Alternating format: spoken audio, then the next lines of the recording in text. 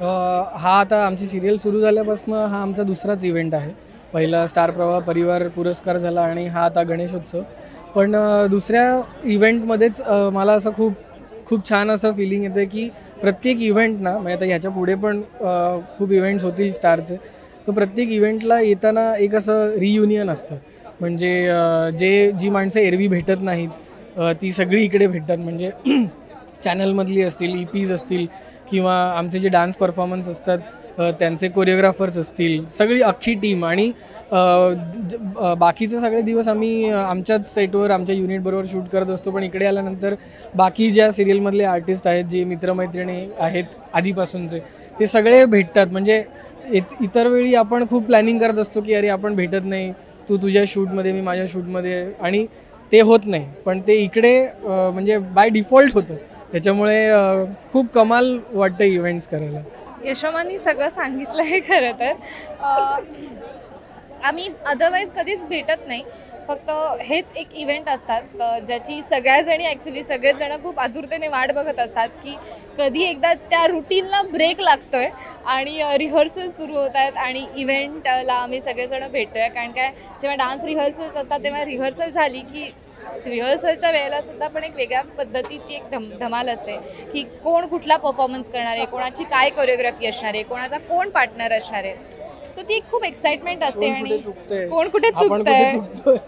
माझं आज theme traditional आहे, कारण गणपती बाप्पा. त्यामुळे माझा जो लुक आहे तो देविका मांजरेकरने डिझाईन केला आहे. नऊवारी साडी आहे, कारण प्रत्येक वेळेलाच आपण गोल साडी नेसतो. सो यावेळेला काहीतरी वेगळं म्हणून नऊवारी साडी नेसली आहे. आणि त्याच्यावरती काहीतरी वेगळं म्हणून स्लीवलेस ब्लाऊज आणि नऊवारी साडी आहे. आणि सगळे पारंपरिक दागिने घातले. असा एक गोडसर लुक तिने छान डिझाईन केला. आणि सगळ्यात बेस्ट म्हणजे मला हे आवडलं आहे, कारण मला काहीच कॅरी करायला लागत नाही आहे. हे जे काही तिने दिलेलं आहे मला, आजीचा बटवा. सेम, म्हणजे ट्रेडिशनल थीम आहे, पारंपरिक पोशाखाची थीम आहे.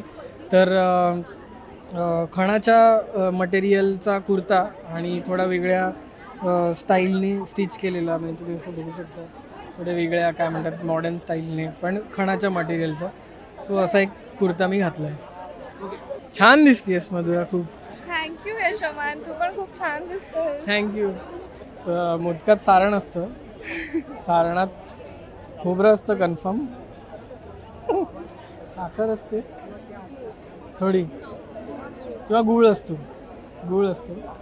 आणि त्याच्यावर तूप घालायचं असतं आणि तो खायचा असतो.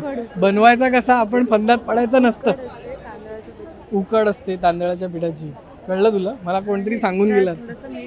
तर थोडं मीठ असतं.